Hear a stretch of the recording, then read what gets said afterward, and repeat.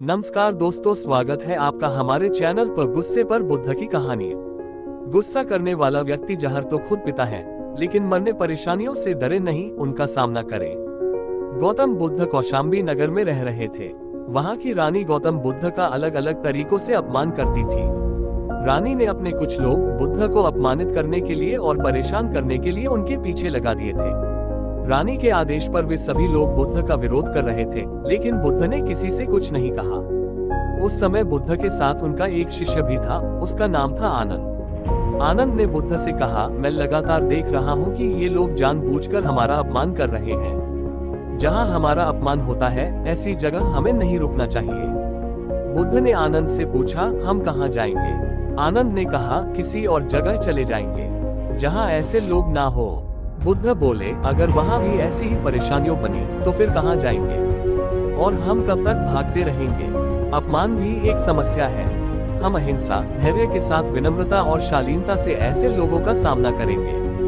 बुद्ध की सीख, परेशानियां हर जगह है, हम परेशानियों से बच नहीं सकते। इसीलिए समस्या चाहे कैसी भी हो, हमें उसका सामना करना चाहिए। किसी व्यक्ति के लिए पहले से ही कोई राय न बनाए। गौतम बुद्ध का एक खास शिष्य धम्माराम आश्रम में अपना काम करता और काम पूरा होने के बाद वह एकांत में चला जाता था। वह किसी से ज्यादा बातचीत भी नहीं करता था।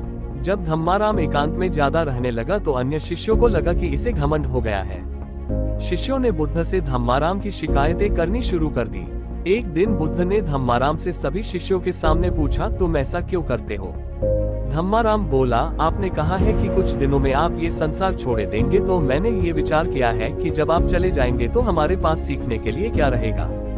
इसीलिए मैंने ये तय किया कि मैं एकांत और मौन को समझ लूं, ठीक से सीख लूं। ये दो काम आपके जीते जी मैं करना चाहता हूँ। बुद्ध ने अन्य शिष्यों से कहा, तुम सभी ने देखा कुछ और समझा कुछ। तुम्हारी आदत है कि तुम दूसरों की बुराई करते हो, इसीलिए तुम सभी ने धम्माराम की अच्छी बात को भी गलत रूप में लिया।